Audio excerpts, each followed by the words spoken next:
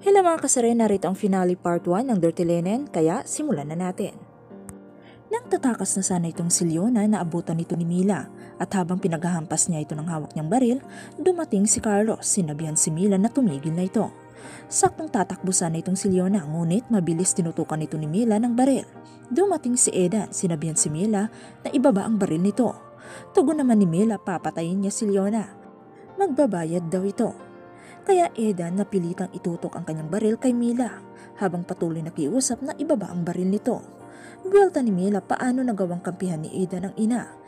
Pagkatapos itong lukuhin na mahabang panahon, gumising daw ito, pinagluloko lang daw ito ng kanyang mga magulang. At ang nanay daw nito ang pinakamasahol sa kanilang lahat. Kasalanan daw lahat ito ni Leona. Ito daw ang nag-umpisa ng lahat ng gulo dahil ito daw ang pumatay sa nanay niya. Buhay pa daw ang nanay niya nung nabaril ito ni Edan, ngunit tinuluyan daw ito ni Leona. Dugtong pa ni Mila, sobrang-sobra na ang sakit na nararamdaman niya, tapos nadagdagan pa. Tapos ngayon, sasabihin daw sa kanya ni Edan na tama na.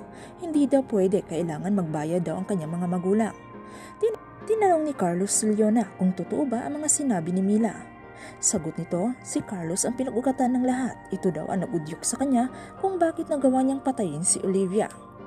At sa paglabas nga ng katotohanan, ibinaba ni Edan ang hawak niyang baril.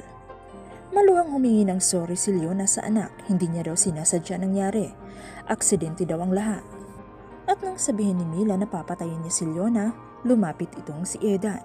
Itinutog nito ang hawak na baril ni Mila sa kanyang dibdib. Sabay sabi na siya na lang daw ang patayin.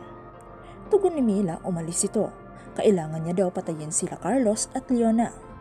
Tumawa si Carlos, sinabihan sila Mila na tumigil na sa kakadrama. At kahit ano pa daw ang nangyari, masyado na daw sinira ni Mila ang kanilang pamilya. Tingnan lang daw kung malalampasan ng peking pamilya nito ang gagawin niyang paghihiganti. Isang pindot lang daw, sasabog ang hilaw na pamilya nito. Dahil may iniwan daw siyang bomba sa tore at dapat kasama nga daw itong si Mila. Kaya tanong ni Carlos kay Mila, mamili ito, ang habulin siya o ang iligtas ang pamilyang hilaw nito.